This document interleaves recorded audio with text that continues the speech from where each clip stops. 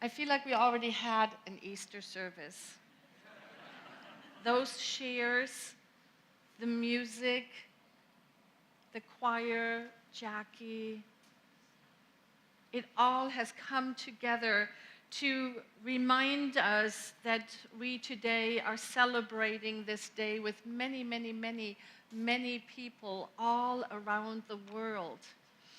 And we, as metaphysicians, we as part of the Centers for Spiritual Living on our journey,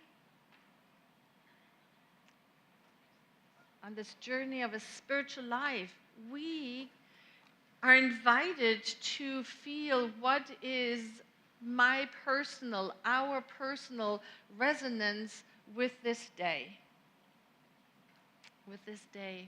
Now, if you don't know much about the Easter tradition or the Christian faith, today being Easter Sunday is the day where it tells in the scripture that Jesus of Nazareth rose from the grave 3 days after the crucifixion the Friday before. And this time that leads up to this moment is the 40 days of preparation, of preparing ourselves to lay something down, to become aware of spirit within in our own ways. Now, some of our Christian brothers and sisters don't refer to today as Easter, rather they call it the day of resurrection.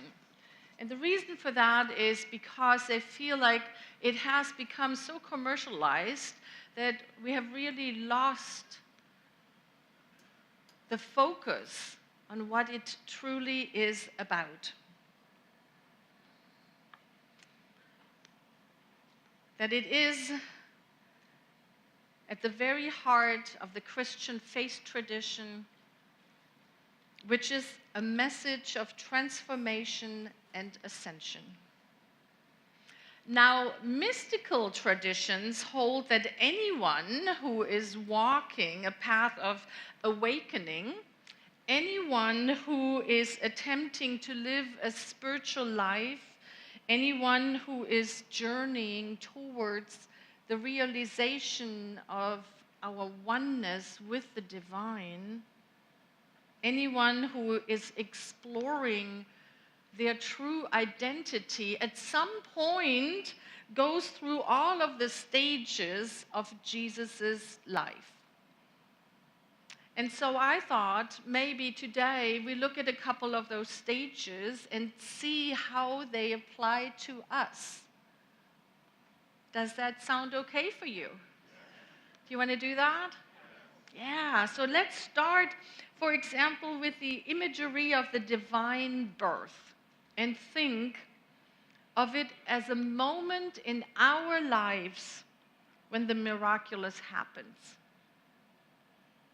When spirit takes form and brings with it hope and encouragement. Or think about the imagery of that ruthless leader, King Harold. Maybe you had one of those in your story growing up. Maybe they're still around. Someone who is trying to deny our uniqueness. Someone who can't see us for what we are. And perhaps in response to it, you went within and hid.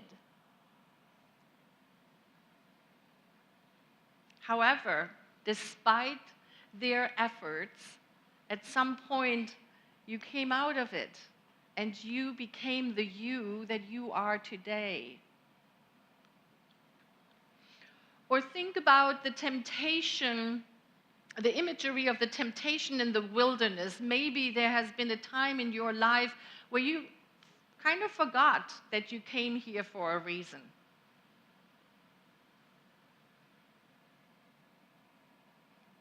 Or think about the imagery of baptism.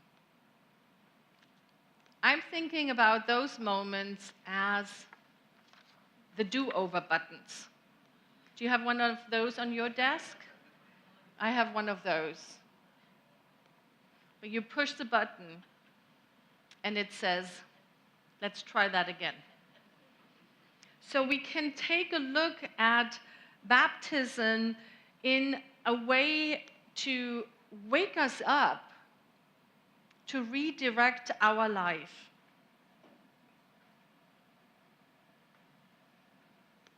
To remember the human you were born to become. Or think about the imagery of the garden, of the long, dark night of the soul. I don't know about you, but I have had those. I have had those moments where everything seemed to have fallen away, and I did not want to do what life apparently asked me to do.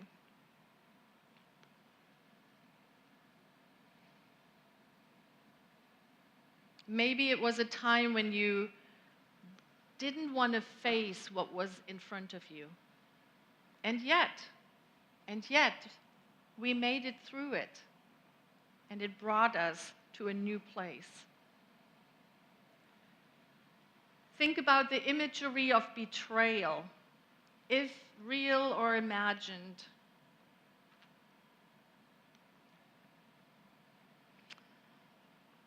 Those moments when everything that we thought would be there forever fell away. And what we felt like we could receive support and meaning from just disappeared. And yet, we kept on going. We found a path forward. Or think about the crucifixion. I think of that imagery as a time of dismantling and unstructuring, where we die to our own limitations. In other words, we let go completely, and in the process, we sometimes even feel forsaken and forgotten or abandoned. And yet, even though it felt like that, it was not over. There was more. And so finally, the imagery of the resurrection and how the grace of the power of the Spirit within, this deep eternal love, moved us forward and allowed us to rise up. We came back lifted up and sometimes not even recognizing who we were before that transformation. Easter is that story. And for us metaphysicians, it can be an annual reminder to use the Spirit within to make all of this possible. The power within that we so often reference right here. And so we realize that the Spirit of life that lives deeply within our own lives is not just in our cells and in our fiber and tissue of our bodies, but it is also in our minds, in our emotions, in our identities, and in our hopes and in our dreams. So today, if you like, can be a reminder to turn to the Spirit within.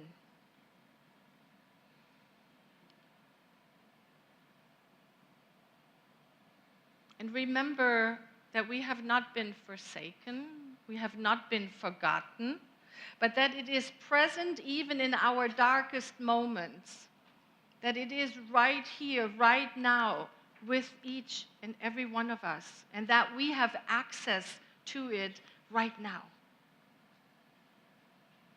And so what does it take?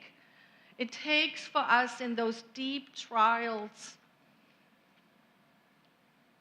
as well as in the less dramatic times when we experience fear or sadness, or when we struggle with maybe financial uncertainty. It takes us to turn within and to remember to call on it to work through us. Because it cannot do for us what it can't do through us. We all heard this. I've heard that phrase for 20 years. And the experience that I have to open my heart, I have to open my entire being in order for Spirit to move through me, to do the work that I am called to do here.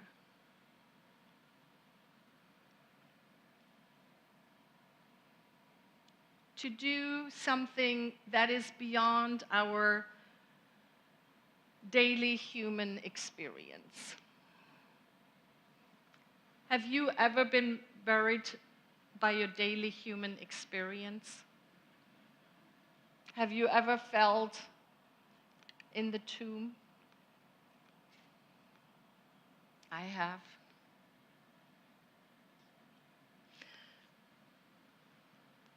And I so often wish that there would be something that would remind me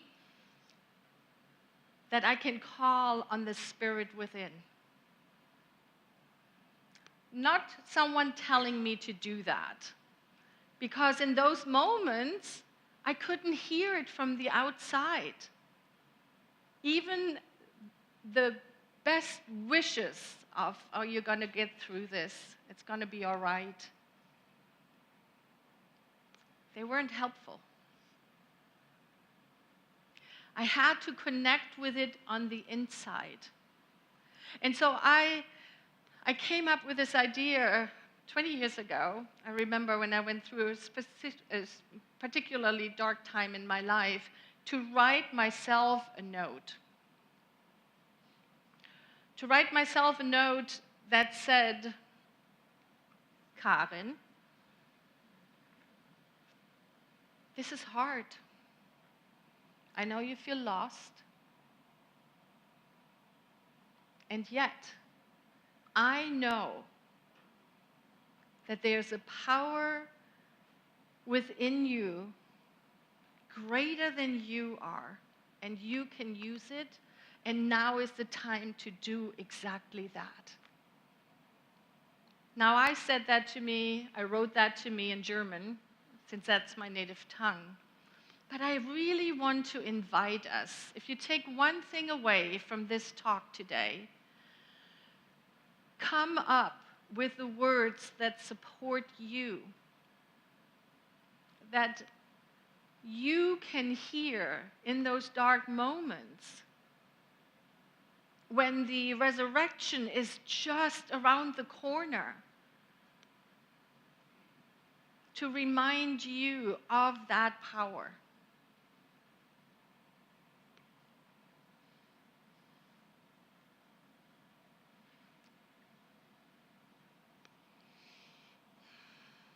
Let's take a moment.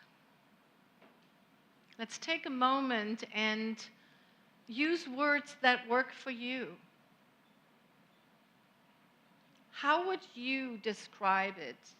If you are finding yourself in a moment of great joy and glory, use those words. make a commitment to yourself to write them down and place them someplace when you find yourself in a valley of life that you can go to and read and know that you are loved, supported, that you are whole, perfect, and complete, even when it doesn't feel like that in that moment.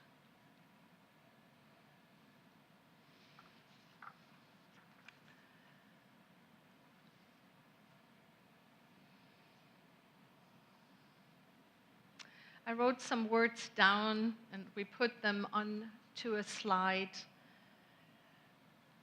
I wanted to give you an opportunity. I know some people like to take a picture, and we can use these words to help us, bring us back. And so if we could have the slide, and it says, and let's read it together. Today, I recognize the transforming power of spirit in my family, in my relationships, in my understanding of this world, and the unfolding in my body and even in my dreams. We're going to breathe in. We're going to leave the slide up. And I'm going to invite everybody here in the sanctuary and online to read it again for yourself.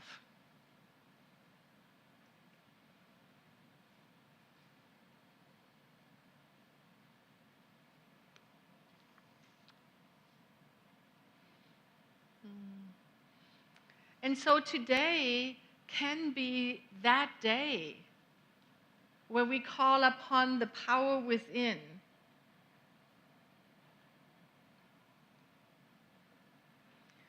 And it can especially be a day for us to check in with those parts of our lives that seem stuck, where change or wholeness seems impossible, where people appear to be unreachable, and where forgiveness doesn't even seem practical.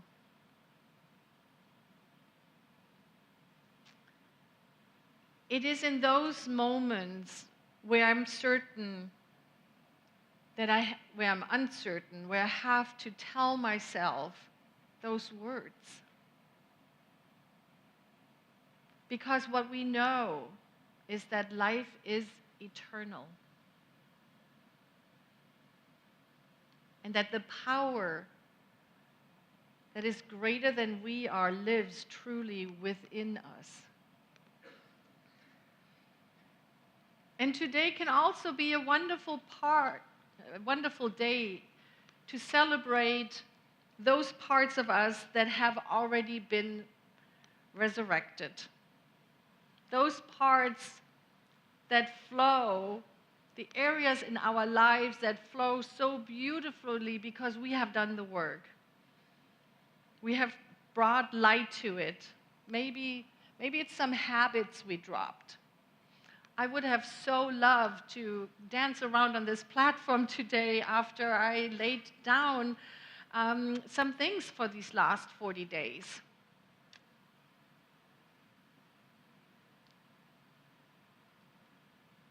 Make time to celebrate those parts who have been resurrected.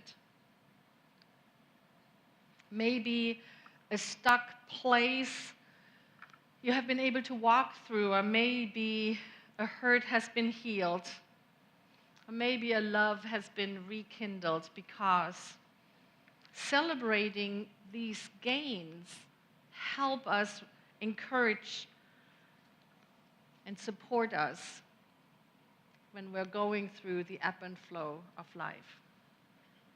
So today, as the Christian world celebrates a message of hope and promise, let us open our hearts to the possibility of renewal and rebirth. Today, more than a possibility, let us turn to the idea that renewal and rising above limitation is possible for each and every one of us. And that, beloveds, is the power of Easter. Thank you.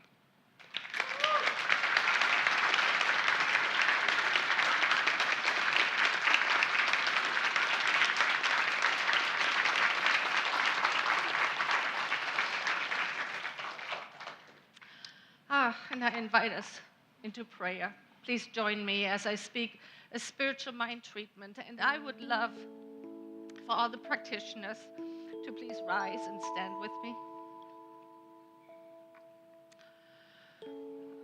And let us rise within to the place where we know that we know that we know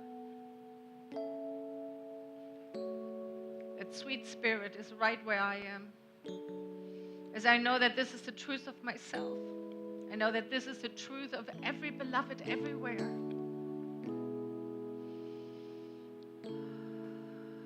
And so we consciously and powerfully step into that place of being held and loved and supported by that which is greater than we are.